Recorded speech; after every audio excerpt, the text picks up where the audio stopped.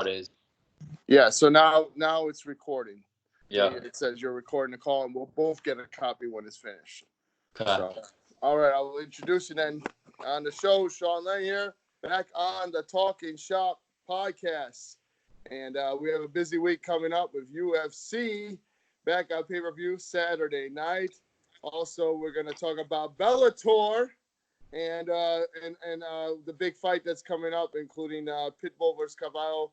And, of course, we're going to hear from Matt about a fighter he knows very well and has followed in Emmanuel Sanchez, who's going to be in the tournament. So we'll ask about that. We'll talk about Roufusport fighters, Joe Mershot III, who's fighting Saturday, and Brendan Allen, and Jordan Griffin. They just came out with big wins. So let's just go right into that, Matthew. And how you doing? Again, welcome back to the Talkin Shop podcast. Yeah, thank you, brother, for having me. Always appreciate it. Anytime. Yeah, man. From the last weekend was crazy with Jordan Griffin and also Brendan Allen winning. I can definitely see Brendan Allen being in the top 15. Me too. Year. Well, I knew he was going to be a star. I knew it from the get-go, just watching, because I've been following some LFA, and I knew he had what it took. Yeah, his striking, his grappling is all coming together well. I know took him 3 chances to get the LFA title, but third time's a charm. So with that, so he's evolving very quickly, and I see him doing really well. And it's also the quality of talent he fought to get to the LFA title, and the quality of talent he fought the previous 2 title fights he had he didn't make it. I mean, those guys went out to UFC. Exactly. And he's very young. I think he's only 22, 23 years of age. So, entering UFC, but he's ready. It's not like, he's a fighter that's not mentally ready or untested mentally. Like, he is ready to go. Like, he belongs there even at that age. I think he's got the fight IQ beyond his years. I agree 100%. I think Brendan Allen, great fighter, great guy. Of course, he has a kid now as well. Yeah, that's interesting. He's only 23, and it's big for him. And I see him doing big things this year. So yeah, for sure. I definitely see him in the top 15 by the end of the year for sure. Yeah, big knockout finish, and you can't go wrong with that. Getting a big finish in your, I think it was the second UFC fight, right? Because the first one was decision. Yep.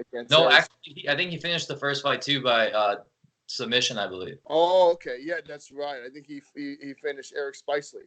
Yeah. Yeah. So, okay, cool. So now again, another big win, and you're just moving up the rankings, obviously, and that's huge for him. And that's Kevin Holland too, right? He fought Kevin Holland and he actually revenged the loss that Joe Mershot had to Kevin Holland. Yes, sir. Yep. Yeah. So good stuff. Then we had to talk about Jordan Griffin. I know this was a big fight for him because he needed to come out with a win. I mean, that's 2 fights in UFC, 2 back-to-back losses, I believe, right? Yeah, they haven't given him any easy tests in the UFC at all. So it's good to see Jordan get a win. That was a make or break fight for his career. And one more loss, he would have for sure got cut from the UFC. But it was good to see him get a huge finish with a guillotine like that and get that $50,000 bonus. They're definitely gonna keep Jordan Griffin in the UFC. Oh, well, thank God, yeah. Because he came into the UFC. And who does he fight? A tough dude, man. You know what I mean? Yeah. He called Dan Ige. All right? So Dan Ige is so tough. And then undefeated now in UFC still. Then I believe in his second fight, he got knocked out, right? I think he lost by decision. I forgot who he fought, but he lost by decision. In his second fight, he did lose by decision too. Okay. So then he came in against Chad Skelly, who was a veteran UFC, a great fighter in his own right. And knew he had to come out with a win, and did it. So that's the Native Psycho got it done, and that's a big win for him. No, definitely, it was good to see him get that win. So I think he'll do pretty big things this year as well. So that's someone to look out for. He's got a crazy style. Yes. Psycho, when he's Psycho, he does very well in his fights for sure. Definitely, and that's really cool, man. Jordan Griffin, guys have to pay attention to him. He's going to be coming up in the 145-pound weight class, and I'm just looking back and see what that second loss was to, and that was so he beat T.J. Brown. The second loss, was Chad Skelly. He did lose. Yeah. I got those mixed up, so I remember he did lose to Chad Skelly. So big win over T.J. Brown. and guillotine choke in the second round. Big win for him. So yeah, the Roufusport's looking bright again, and hopefully that keeps going. We have Paul Felder that just recently lost. What can you tell about him? Because I know that he's considering retirement, but he's on the fence. He might come back. It's got to be a big fight. I mean, that fight was too close. I mean, they should do a rematch. They should rematch in Dublin. That makes the most sense right now. It's got to be a main event, I would assume, for sure again. But I think they should definitely do it in Dublin. I mean, Paul. Yeah, I'd like to see that too. Booker's not that far away from Ireland either, so I think that would be again do the rematch. There's no clear-cut contender at 155 because Justin Gaethje will most likely fight Conor McGregor next, or Poirier for the second time. But I prefer Paul Felder to fight Dan Hooker again. I thought the first 2 rounds were definitely Dan Hooker's rounds. He was able to control the pace, kick. His jab was looking really nice, touching up Paul. And I thought 3 through 5 were definitely Paul's due to the action, and he was able to hurt him a few times too. Yeah, yes. I mean, and he definitely did outstrike him those last 3 rounds. It's just a takedown. The MMA judging is different. I just don't think they're educated enough for the judging, which I don't understand how you think a takedown for being on someone for a minute and they've been outstriking you the entire round wins the round. Exactly. It just makes sense. And they should definitely fix the judging for mixed martial arts because it's a long time coming. It's ruining the sport, which I hate to see, but you got to get educated people in there. They should definitely be at the press conferences after and hold them accountable as to why they scored each round for that one person or why they made a decision for that person. So, and it helped. It was in his hometown too. That definitely helped along with that, but. The judges should definitely be held accountable for the decisions and stuff like that as well. So they should definitely get the press conferences after asking questions. They just let them go home. No talking. They just do their job. But I know that's how it's always been. Like you can't interview an MMA referee. You should be. And they're kind of like they say they want to do it and they want then they don't want to deal with the media because they know they messed up. Right. Well, I've had referees that have, they're local guys, but they've done like when UFC comes in, they said they would do it, and they get busy and whatnot. And I did have one referee. I did have what's his name? I had one referee on the show in the history of fight. Rob. His name's Robert, and I don't know if he does fights in Wisconsin. He actually did a UFC in Milwaukee. But Rob Hines was on my show. Oh, nice. Yeah, I did get him. He's a good friend of mine, and he did not mind being on, but he's not on the national spotlight as often. But he does do UFC when it comes in the area, and then they've hired him for UFC in Vegas. They've flown him out there. You know what I mean? You'll see him in place. You're like, well, he's from Indiana. How come he's out there? Because they needed a referee, and he's a veteran. So he called fights in the UFC when they were in Milwaukee, like 2013. So I think he called the last one Milwaukee, and Chicago. He's always around. So. I had him on my show. But moving forward, man, did you hear about Invicta FC now? They're going to do live scoring. Like, what do you think about that? Tonight's going to be the first event they do live scoring. And Smart. Max Holloway, he's going to be there for the event just because of that. He's going to be at Invicta FC. Very smart. Honestly, they should definitely do that. That's the best way to see. Okay. All right. And the thing is, have more than 3 judges. Yes. That's another thing. You could do 5, 6, and you could have a 3 and 3, or you can have 5. You know what I mean? That doesn't really matter. But they should definitely have more than 3 judges scoring the fight. Yeah, I agree. If you can get 3 of 5, obviously the person that has the 3 is going to go with that instead. So I think they should definitely have more judges, and the live scoring is nice too. So I think that's going to work great tonight. I can't wait to watch that and to see how that actually works live, which I think would be the best option to see. So. Definitely. I agree with you. And check out my interview I haven't already, guys, with Lisa Versosa. She's in the main event against Julia, I hope I'm saying that, Stolarenko for the Invicta FC Bantamweight title, for the vacant title. So and this is a 135-pound tournament, and man, we got some good fighters on there. We got Claire Johnson. I don't know if you're familiar with her. She made her Invicta FC debut successful. So she's fighting 135-pound, and then there's a Chicago female fighter that you can't believe it, man. I haven't even reached out to her yet. I will be after this we'll see how she does in the tournament, because it's a tournament style format, which I like. I wish they would bring back the tournaments. But Julia Ottolino, I don't know if you're familiar with her. She's from Chicago, man. She trains in here, and she's she fought for Combate Americas when they did an event here in Combates, and now she's making her Invicta FC debut.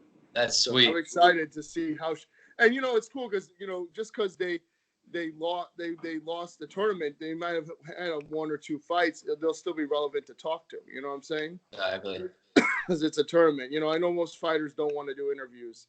I don't know how it is for you, but they don't want to do interviews after a loss. Yeah, unless it was a major fight. I'm not getting anyone that just lost and say, hey, can I interview? I don't know if I've done it yet, but this weekend when I cover Bellator in Connecticut, that'll definitely be something I'm gonna try getting after. And I know I can't make it to the New York. They're having a press conference in New York. I can't make it to that on Monday, but I'll be leaving Tuesday. So. Oh, hey, good luck with that, man. That's a big card for Bellator. I mean, obviously Bellator, we haven't seen them in Chicago for quite some time, but that's a big event. Yeah, it's rumored June, by the way. But yeah, the Bellator card is insane for this weekend. Next weekend. I'm excited to see it. I mean, it's Pedro Carvalho fighting Patricio Pitbull, and then Emmanuel Sanchez fighting Daneil Weichel again. So those are two amazing fights in the quarter final. They're both all of them are quarterfinalists. So we get to see what the next step is and who's going to fight who. Bellator 241, and you're going to be there live. So we're looking forward to some great coverage. And the first time they fought, I think that was Weichel beat him, right? Yeah, by split. Yeah, a split decision, unfortunately. Yeah. So this is going to be a tough test for Emmanuel Sanchez, and I know you're rooting for him. We'll see how it goes. And the featherweight. Actually, this is like the semifinal, right? So I think there's only one more after this. Oh, this is a quarterfinal. Quarterfinal. Yeah, because he won the first fight. Yes. And now it's the second one. Okay, well, we'll have to get Emmanuel Sanchez back on to update us on the fight. Sure. So, I've been following it, of course. And then recently we had a tough loss with Adil Benjelani. I know he's training with Roufusport full time, but he's in good spirits. I have to talk to him, so he'll be back. Yeah, he'll definitely be back. He's a beast. And that was a short notice one, right? I think so. Yeah. And it's like a week. Ackerville, Oklahoma, so in the middle of nowhere. But how did you get him on to do that casino, the WinStar? So I've seen fights there too. So it's I mean, he looked good. It's just he should have maybe kept him on the feet a little bit more. Mm-hmm.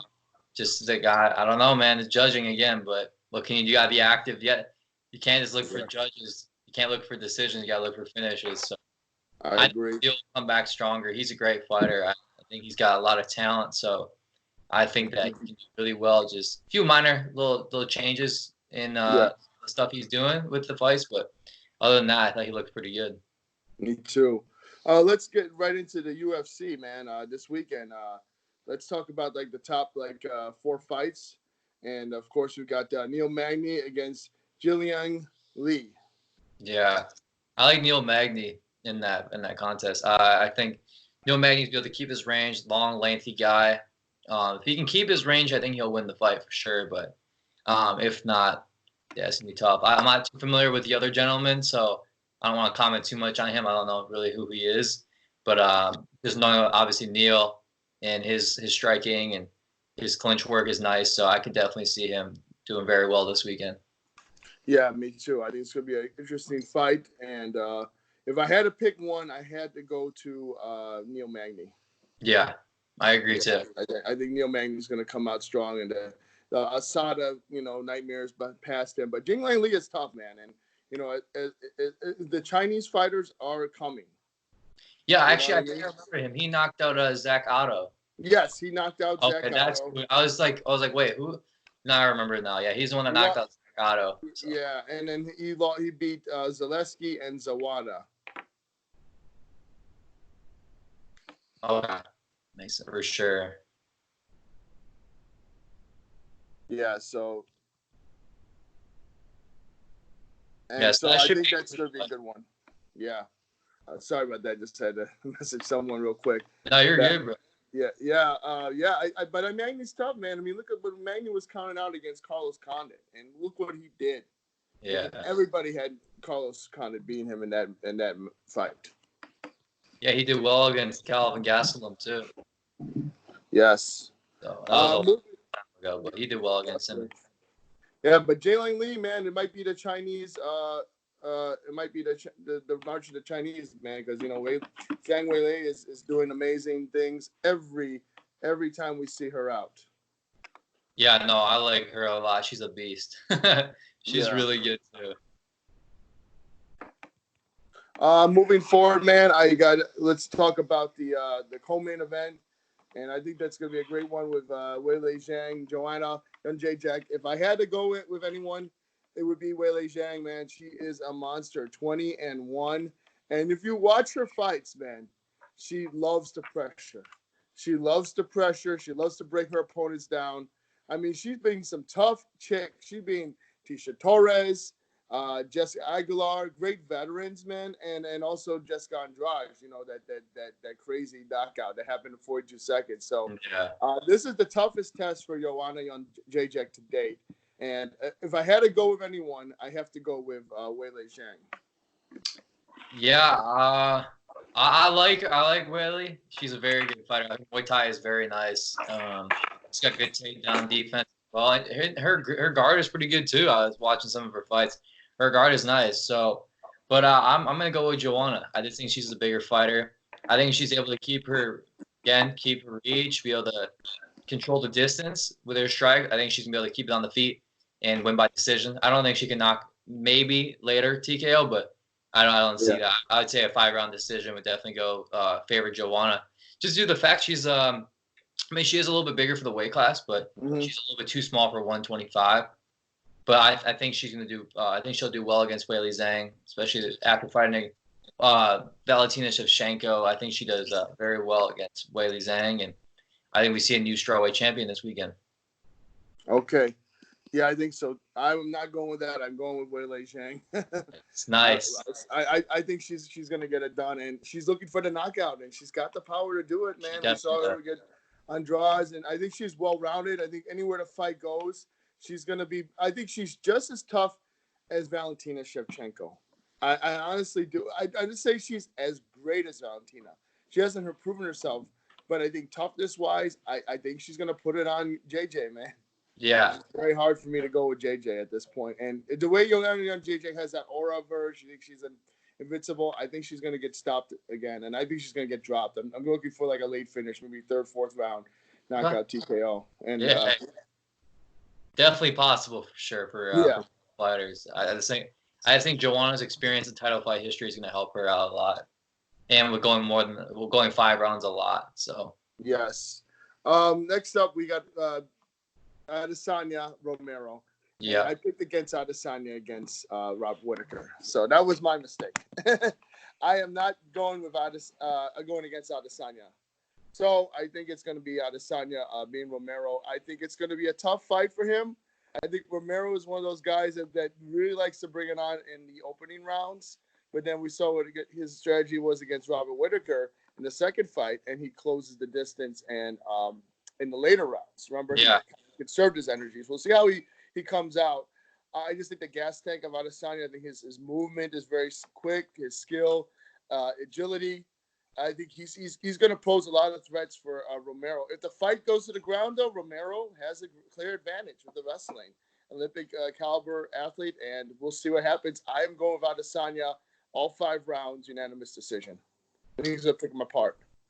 I'm going to go with a 7th knockout for Israel Adesanya. I think he'll be the first one to put you all Romero away in the UFC. Of course, I think he's been stopped before. Yes. Again, Izzy is probably one of the best strikers, if not the best striker in the UFC currently. Again, he's gonna be able to keep his reach. He's very good at judging distance with his kicks and punches, which I think will stifle Yoel Romero a lot. And his takedown defense is getting much better. Even if you all take some down, as we saw with Callum, he does have hard. He does throw up triangles, arm bars. He will throw up stuff, but obviously those are setups for him to get back to his feet where he's most comfortable. So I see Israel Adesanya stopping him within 2 rounds. and defending his world title. And I want to see him fight John Jones. I want to see him fight John Jones. After seeing John Jones' last performance, I think he can beat. I think Israel Adesanya can beat John Jones.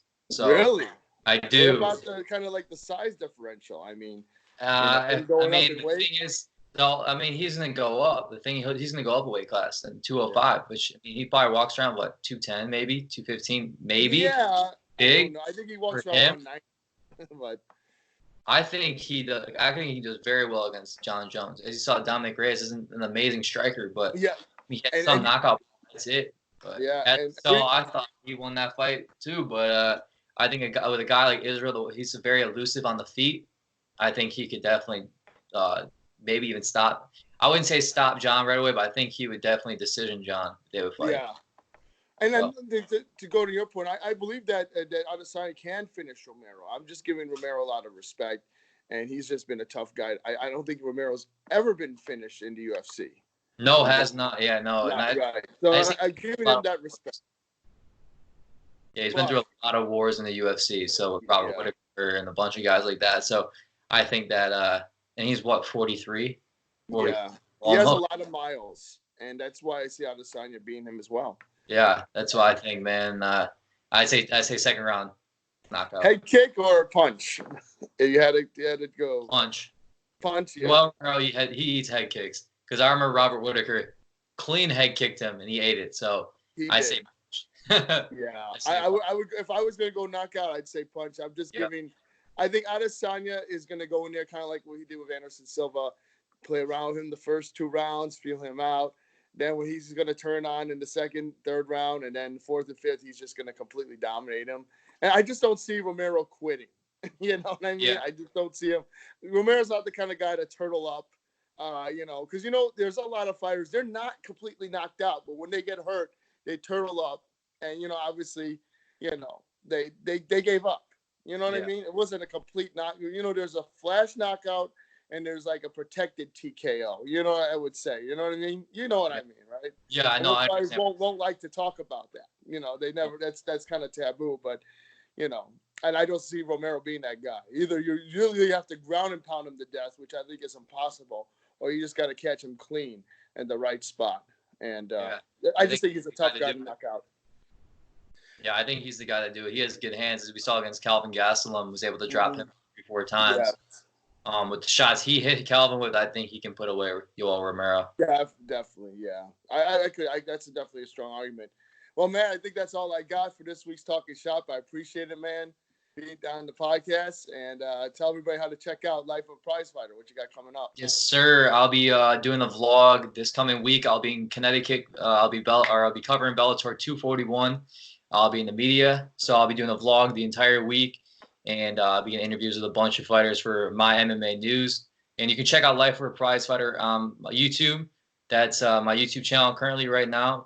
Okay. It's building up the subscribers, getting that bigger. And there'll be a bunch more interviews coming this week as well when I cover Bellator this week. And more after that as well now too. So I'm excited for that. And I appreciate you having me on the show. Anytime, brother. Take care. Peace out. And I will see you April 1st at Roufusport. I plan on stopping by there. Sounds good, brother. Let me know. Have a great day, all right? You too. Take care. All right, bye.